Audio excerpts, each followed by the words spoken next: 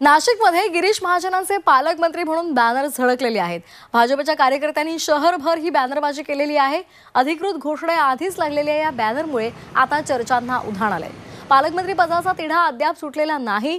नाशिक शहरामध्ये मात्र त्यामुळे गिरीश महाजनांचे पालकमंत्री म्हणून बॅनर झळकल्यामुळे चर्चांना उधाण आलेलं आहे।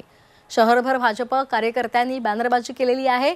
पालकमंत्री पदाची अधिकृत घोषणा होण्यापूर्वीच लागलेल्या या बॅनरमुळे चर्चांना उधाण आले।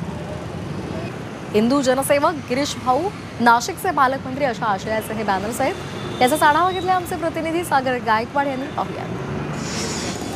रायगड आणि नाशिकच्या पालकमंत्री पदाचा तिढा अजून सुटला नाहीये। मात्र नाशिकमध्ये एक बॅनर चर्चेचा विषय ठरला आहे। नाशिकच्या सीबीएस परिसरामध्ये हिंदू जनसेवक गिरीश भाऊ नाशिकचे पालकमंत्री असे आशयाचे बॅनर जे आहे ते नाशिक शहरामध्ये झळकताना पाहायला मिळत आहे। खरं तर नाशिक आणि रायगड या पालकमंत्रीचा पदाचा तिढा अजून सुटला नाहीये। मात्र केंद्राकडून नाशिकचं पालकमंत्रीपद हे भाजपाकडेच असेल असं सांगितल्यानंतर नाशिकच्या या सीबीएस परिसरामध्ये गिरीश भाऊ महाजन यांचे बॅनर लागलेले आहेत। खरं तर गिरीश महाजन हे 2014ला ज्यावेळी कुंभमेळा पार पडला या कुंभमेळ्यावेळी नाशिकचे पालकमंत्री हे गिरीश भाऊ महाजन होते आणि याच कारणामुळे गिरीश महाजन यांना पालकमंत्रीपद मिळणार असल्याची चर्चा सध्या जोरदार रंगली आहे। मात्र नाशिकच्या आणि रायगडच्या पालकमंत्री पदाचा तिढा अजून सुटलेला नाहीये।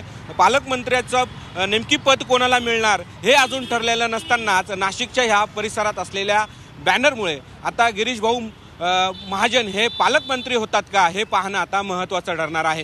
कॅमेरा पर्सन बबन सदगीरसह सागर गायकवाड, जी 24 तास, नाशिक।